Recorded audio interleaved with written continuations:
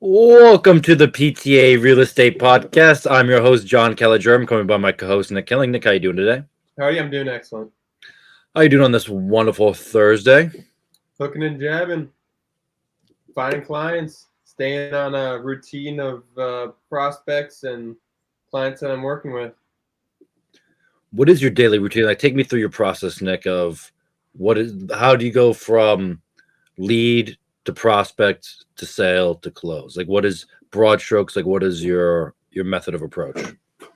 Yep. Well, you need your funnel of leads to be consistent because if your leads aren't consistent, then you're gonna end up not having enough prospects, not having enough clients, and then your closings kind of go downhill. So it's definitely starting out the day, making sure my pipelines, I'm getting constant leads. If that's from email campaigns, it's from this podcast, our website, social media. I'm constantly thinking about new ways of generating the leads. My team gives me leads. So all those different combinations definitely help my funnel. So then when I get a lead, then that first call, I make contact. A lot of times, they never answer. Some kind of scam. Sometimes, just it just doesn't work out. It's just sales. You Yeah, you make a lot of outreach calls. Not everyone comes. You may make an appointment. I know working at the bank, I would say it's a 50-50 shot if they come in or not. yeah, What are some things that you would say helps them be there? Because I know if you call them 24 hours beforehand, and get the confirmation of appointment, then the chance of them showing up is about 80%. Sometimes you get busy, you get a little lazy at the bank, and next thing you know, you forgot to make your 24-hour pre-appointment call, and you're like, "What? Where is this person?" So yeah, I definitely found that is definitely a good strategy to make sure people show up to your meetings. yeah. I have a program that I use that sends verifications and all that stuff to them automatically. So Yeah, once they say, "Hey, I want to, meet up at this time, this place," set that automatic, set in my calendar, and then when it comes 24 6 hours, it sends me a text, be like, "Hey, just giving you a reminder, we're meeting up, at this place, at this time, at this date." Text back for confirmation, and they usually text back, and then I usually always triple do it. Like right before I get in my car, I give them a call, I give them a text, be like, "Hey, I'm on my way. Um, are you gonna be there?" And usually it's yeah. Um, so yeah, you're constantly thinking of new ways of generating leads, and then you're verifying it. You're just getting an idea of exactly what they're looking for. If it's a buyer, if it's a seller, where they're looking, and then once they're verified, they're within that 3 month period. I wanted to buy the house. Okay, sweet. Getting that pre-approval, and for real estate agents, that's a huge deal of just verifying the the willingness of the individual, because a lot of people blow smoke up your ass. yeah. So, what is your process for getting someone pre-approved? Do you take them to the bank and say like, "Here you go"? Do you give them someone's number? Or do you have like a connect you go through? How do you get them pre-approved? Yep. So I do have a connection, and I use them because they're super good. They do a bunch of follow ups. They constantly keep me updated. They're constantly doing engagements with the leads that I do send them, or with the contacts that I do send them. So a lot of time they'll be blowing smoke right up you, and they're not. And they'll say, "Oh yeah, have your lender give me a call for sure," and then they just never answer, or they do answer and then they blow off the lender, which I hate when they do that because I don't want to waste their time. Yeah, uh, you look like the idiot if you send someone to a lender and they do nothing. exactly, and that happens a lot, and they, But also they too, know it, but like it definitely doesn't look good, especially when nobody gets pre-approved, or they all just back away. But most of the time they do answer. They do. I do a good job of verifying um, and qualifying the lead before sending it to someone else. That really stinks when. But sometimes they just lie, and you can't stop people from just lying to you. So that's true. definitely pre-qualify them before before you send them to your lender. That's for sure. um, Yeah, and then as soon as I send them to the lender, I also send them a bunch of houses with the criteria that they told me that they're looking for. And if they're not within that 3 month period, then I create a task and a reminder for myself, call them back at this date, and send them and be like, hey, you were 4 months out a month ago. This is a 3 month period. It's a good time to start talking to the lender at this time. And most people, I would say about 80% think that they know more than you. Well, So I a would lot say that's just the American way of doing business, though. exactly. So what separates, in my opinion, a good real estate agent from a bad real estate agent is telling them and informing them how the process of buying a house works on the buying side. Yeah, and just from the banker's point of view, like from the buying side of how a house works, is someone's like, I want to buy a house. They found someone like Nick, they get a realtor, Mm-hmm. then Nick refers them to a banker or a private money lender, whichever one you work with. You get pre-approved. So getting it pre-approved from PNC's point of view, the checklist is 2 years W-2s, 2 year like 2 years of your tax filings, and then any um like statements for your accounts. So say you have accounts at PNC Bank and Navy Federal, they're going to need 2 month statements. You either need your 2 years W-2, 2 years taxes, and then 2 year pay stubs. That's usually how it goes. Also, when you're buying a house, you also include statements such as investment accounts. So if you have like a Webull account or a Fidelity account or whatever investment account, like a 401k, you get 2 month statements. So it's not like, it is kind of annoying to get all that paperwork together, but it really is just making 3 or 4 phone calls, getting all your financial documents up in order, and then you bring them to someone like me. We bring them to the mortgage loan officer. We review them, and then we determine what you're pre-approved for. We pass that little document off to the customer, and then Nick knows what budget he can bring to the houses, and hopefully we close. Hopefully we close within 6 months. Because for you, Nick, on your point of view, for me, like a mortgage from someone saying I want to buy a house to move into the house, I would say is a quarter process. I would say it's 90 to 120 days. Yep.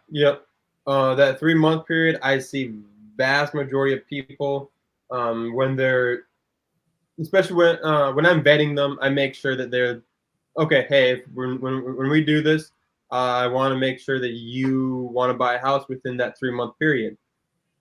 If you're over that, hey, I can definitely send you houses. I can kind of get an idea exactly what you're kind of looking for, but don't talk to really a lender at that time, because sometimes it might take forward to 6 months. Like, you know what I mean? It's just something that you can't find. So, you're just not Nowadays, finding with anything. prices being so high, everyone wants to find the perfect home, because Yeah. this could be the only opportunity you could buy a home now.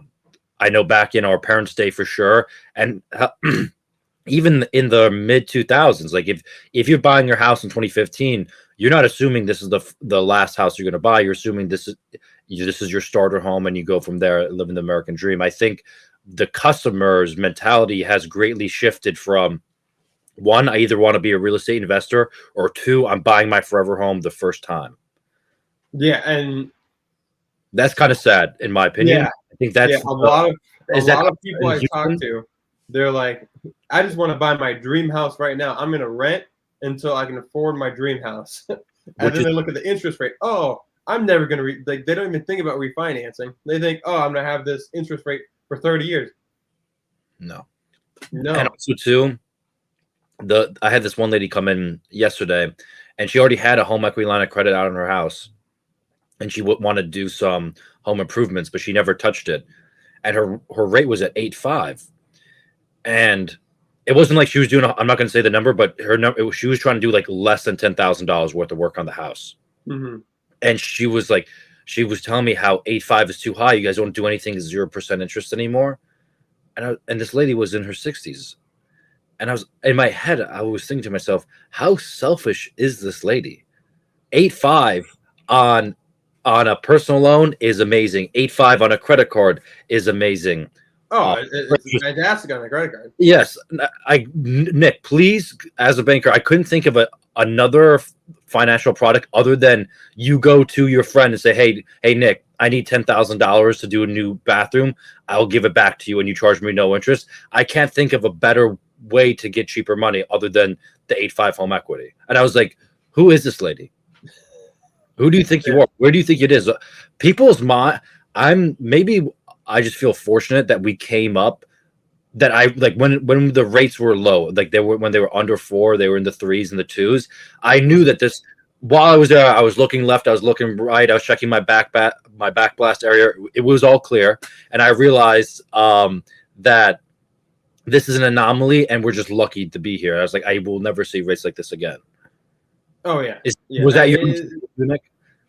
Yeah, it's just not going to happen. We're not in a position when it comes to inflation or anything like that to bump down the interest rates how they were.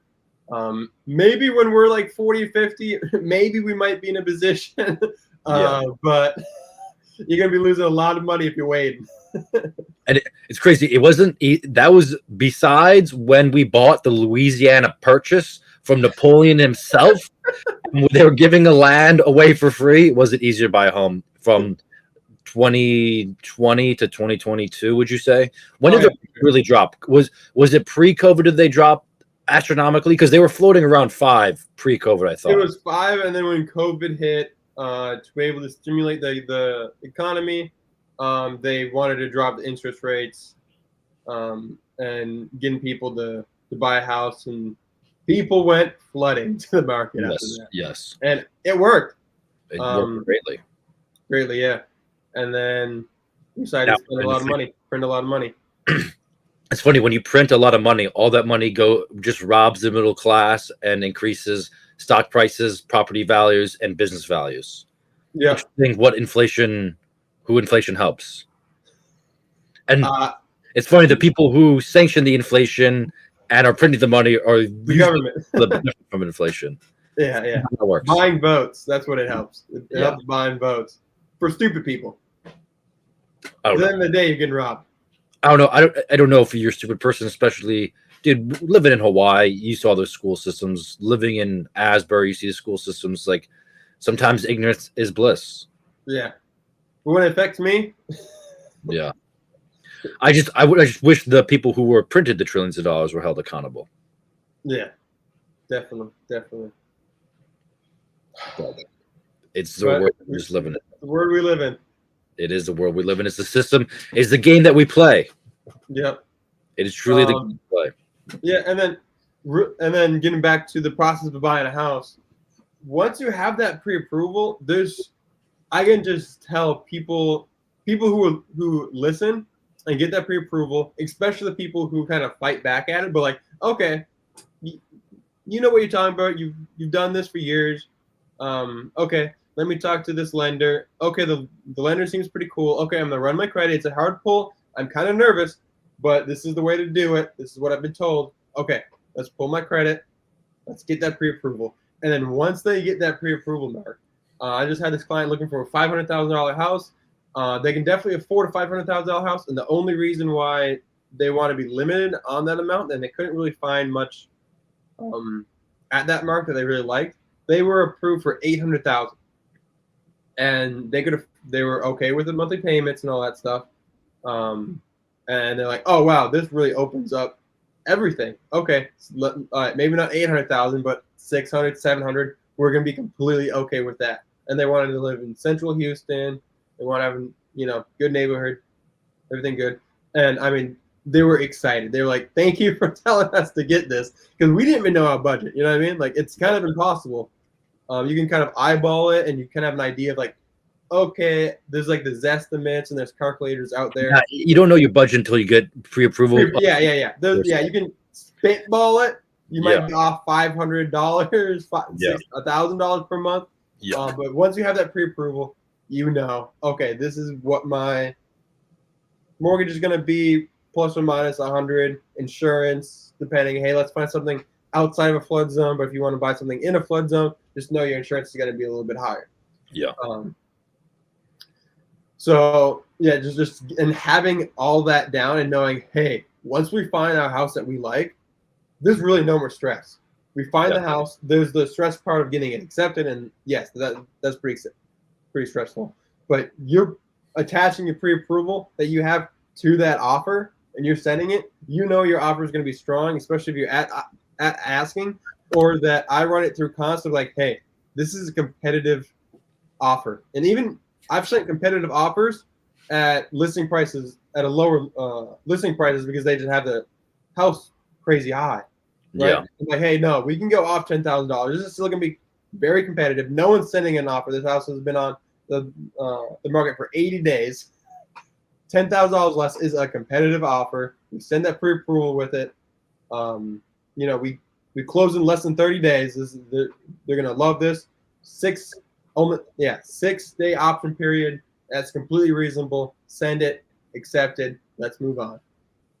I think that's a perfect way to round up the episode. Like that's a perfect explanation, Nick. And just to do the spark notes of it, like the process of buying the house checklist is you have the idea to buy a house. You go either get pre-approved first or find a realtor. Once you find a realtor and you get pre-approved, then once you get pre-approved, you know your budget and all your documents will be in there, and then the realtor will take you by the hand and find you the perfect house, and you live happy ever after. Yep.